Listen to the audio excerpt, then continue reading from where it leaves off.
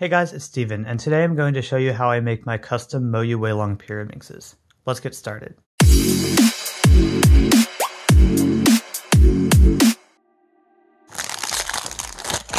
In the package we have some accessories which we will actually be using, and the puzzle itself.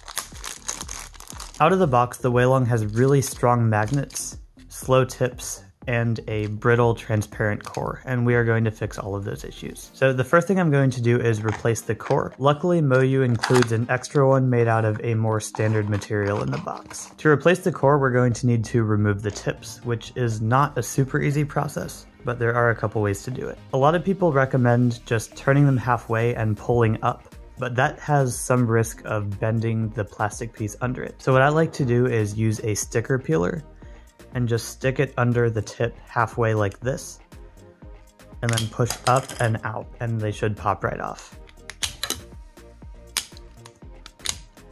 Next, we're going to unscrew the puzzle. Just note that the screw heads here are a bit larger than most cubes now, so using a larger screwdriver than the one included in the box will prevent stripping the cube. So I would recommend using something bigger. If you're really careful, you can use the one in the box, but it's not ideal.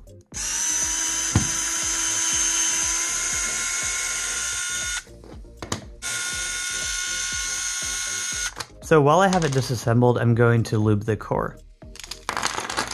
The first thing I like to do is remove these tips and wipe off the factory lube because it slows them down. I like to use wet wipes because it makes sure you get all of the lube off, but paper towels also work. So I just wipe down all around here and across the top on all four centers.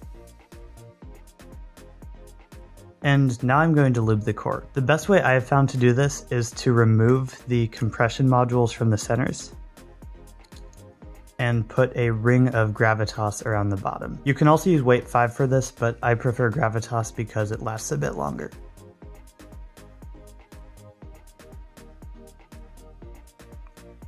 You don't need very much, but having it go all the way around makes sure there's no spring noise in the future. Then I get a screw and spring, put the spring partway on the screw, and then put another bead of Gravitas at the top of the screw head. Now I put this compression piece back in the center, put the screw in it, put it on one of these, and feed it into the new core. At this point, I just put the screws in a little bit to make it easier to assemble, and I'm going to repeat that for all of the other sides. Alright, so now the core is lubed and assembled, and it's time to finish the setup. I like to start by putting most of the edges back, and then I'm going to lube the last one with more Gravitas. I put a generous amount on this torpedo, and then a line down the side of the edge.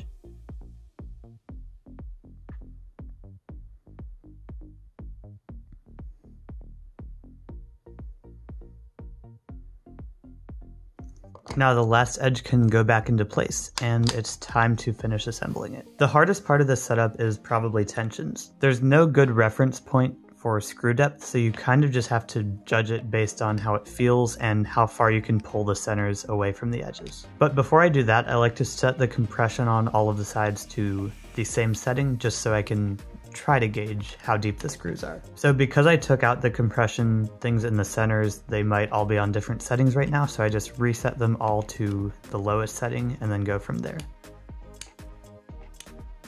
So this one's all the way down, and then I do 2 clicks up.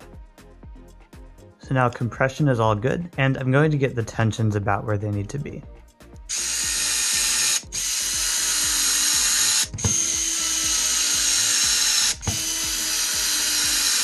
So I know this isn't quite even yet, but I'm just going to keep playing with it. And to gauge tensions, I just hold it at about this angle and make sure the bottom of the screw head is just a little bit under that compression ring. So I'm going to fine tune this off camera, but this is about how the tensions are going to look. I might adjust this a little bit more later, but I'm pretty happy with the tensions right now. I have found that the best way to gauge tension on this puzzle is to put your fingers into the center holes, and then give it a good pull away from the center, and make sure you can pull all of the edges the same distance away. This is about how much space I go for. Before putting the tips back on, the last step is adjusting the magnet strength. Your puzzle will come with both of these parts that you can put together, but I have already done that. So you can turn each layer halfway, and I put the magnets on the second click. Sometimes they aren't on the strongest one out of the box, so just pay attention to that, but I put them on the second strongest setting. So now all of the magnets are on my preferred setting, tensions and compression are good, and the core is lubed, so we can put the tips back on.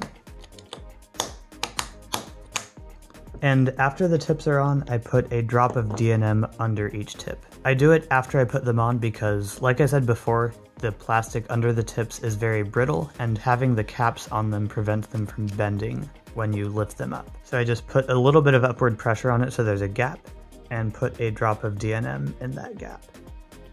Sometimes I shake it a little bit to make it go all the way in the middle, but then just put the tip back and do it for all of them.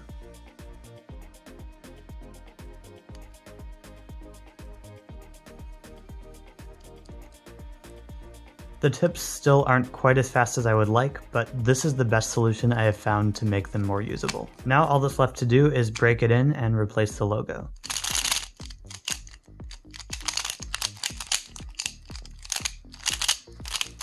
So after probably a couple dozen turns, this is already feeling pretty nice. So now I'm just going to replace the logo with mine. I like to put them on the green side with the yellow side facing down, just because that will make it front and center when you scramble it.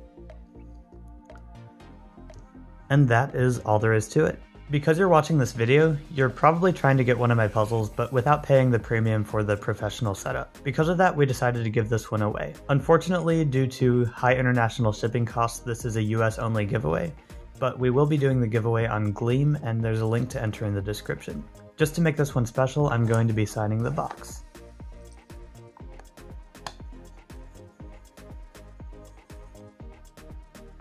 Not sure what happened there. That's not my name, but okay.